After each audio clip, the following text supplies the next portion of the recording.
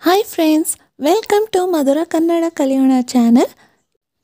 Friends, now we are moving to an advanced level of listening and understanding the lesson from one of Aesop's fables. For detailed explanation, you can always refer my previous lessons. The link will be in the description box. So friends, let's learn. It was an autumn day. ಅದು ಶರತ್ ಕಾಲದ ಋತು ಆಗಿತ್ತು.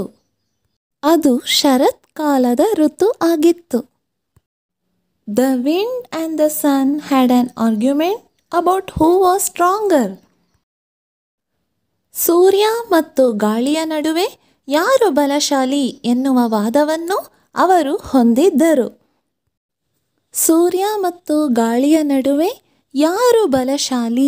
ಎನ್ನುವ ವಾದವನ್ನು ಅವರು ಹೊಂದಿದ್ದರು.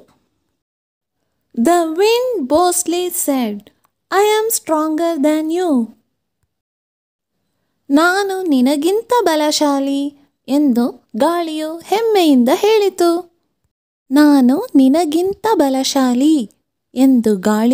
ಹೆಮ್ಮೆಯಿಂದ ಹೇಳಿತು.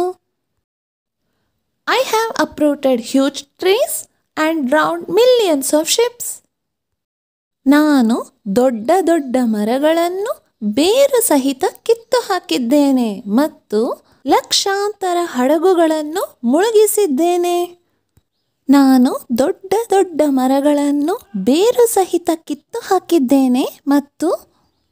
ಲಕ್ಷಾಂತರ ಹಡಗುಗಳನ್ನು ಮುಳುಗಿಸಿದ್ದೇನೆ.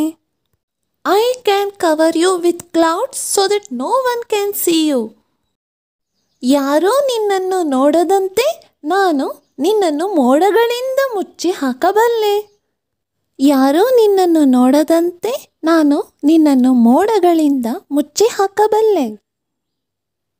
The wind finally suggested, why don't we have a test? ಗಾಳಿಯು ಅಂತಿಮವಾಗಿ ಸೂಚಿಸಿತು, ನಮ್ಮಿಬ್ಬರಲ್ಲಿ ಏಕೆ ಒಂದು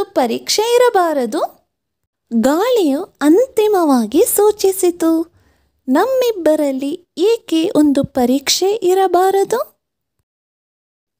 Do you see that man who is wearing a coat and walking happily on the road?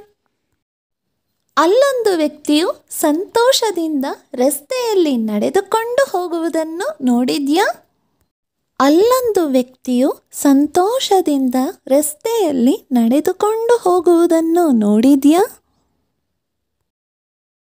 Let's see who can take his coat off. ಆತನ ಕೋಟನ್ನು ಯಾರು ತೆಗೆಯಬಹುದು ಎಂದು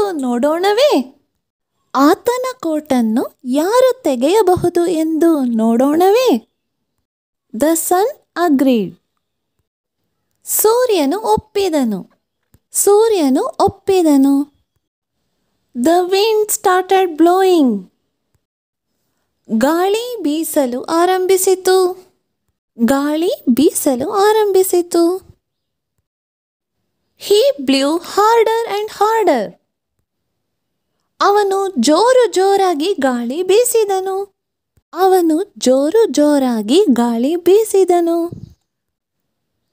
The man held his coat firmer and firmer. ಆತನು ತನ್ನ ಕೋಟನ್ನು ತುಂಬಾ ಬಿಗಿಯಾಗಿ ಅಪ್ಪಿಕೊಂಡನು.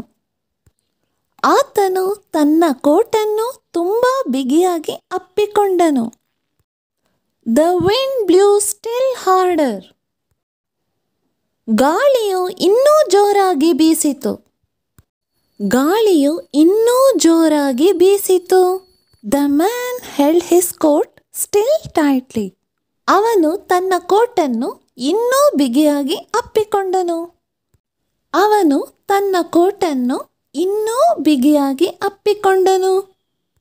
The wind failed. ಗಾಳಿಯು ವಿಫಲವಾಯಿತು. The sun calmly said, now it is my turn. ಸೂರ್ಯನು ಈಗಿದು ನನ್ನ ಸರದಿ ಎಂದು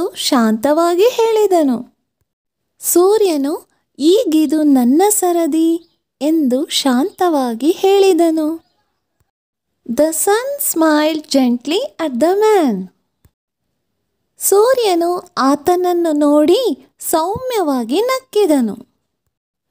ಸೂರ್ಯನು ಆತನನ್ನು ನೋಡಿ ಸೌಮ್ಯವಾಗಿ ನಕ್ಕಿದನು.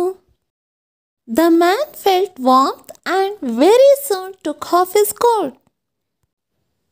ಆತನು ಉಷ್ಣತೆಯನ್ನು ಅನುಭವಿಸಿ ಕೂಡಲೇ ತನ್ನ ಕೋಟನ್ನು ತೆಗೆದುಹಾಕಿದನು.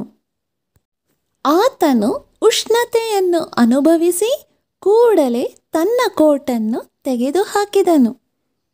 The sun was declared stronger. ಸೂರ್ಯನನ್ನು ಬಲಶಾಲಿ ಎಂದು ಘೋಷಿಸಲಾಯಿತು. ಸೂರ್ಯನನ್ನು ಬಲಶಾಲಿ ಎಂದು ಘೋಷಿಸಲಾಯಿತು. The wind expressed his joy by making the leaves on the tree rustle.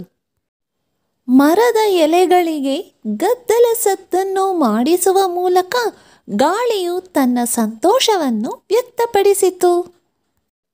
ಮರದ ಎಲೆಗಳಿಗೆ ಗದ್ದಲ ಸದ್ದನ್ನು ಮಾಡಿಸುವ ಮೂಲಕ ಗಾಳಿಯು ತನ್ನ ಸಂತೋಷವನ್ನು ವ್ಯಕ್ತಪಡಿಸಿತು. The moral of this story: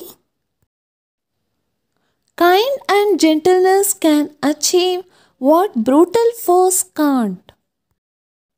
ಯಾವುದನ್ನು ಕ್ರೂರ ಬಲದಿಂದ ಸಾಧಿಸಲು ಆಗುವುದಿಲ್ಲವೋ ಅದನ್ನು ದಯೆ ಮತ್ತು ಸೌಮ್ಯತೆಯಿಂದ ಸಾಧಿಸಬಹುದು. ಯಾವುದನ್ನು ಕ್ರೂರ ಬಲದಿಂದ ಸಾಧಿಸಲು ಆಗುವುದಿಲ್ಲವೋ ಅದನ್ನು ದಯೆ ಮತ್ತು ಸೌಮ್ಯತೆಯಿಂದ ಸಾಧಿಸಬಹುದು. So friends, I hope you have understood this lesson. ಸ್ನೇಹಿತರೆ, ನಿಮಗೆಲ್ಲ ಈ ಪಾಠ ಅರ್ಥ ಆಗಿದೆ ಅಂತ ಭಾವಿಸ್ತೇನೆ. ಮುಂದಿನ ವಿಡಿಯೋದಲ್ಲಿ ಇನ್ನಷ್ಟು ಒಳ್ಳೆಯ ಕಥೆಗಳನ್ನು ಕಲಿಯೋಣ. ಅಲ್ಲಿ ತನಕ ನಮಸ್ಕಾರ.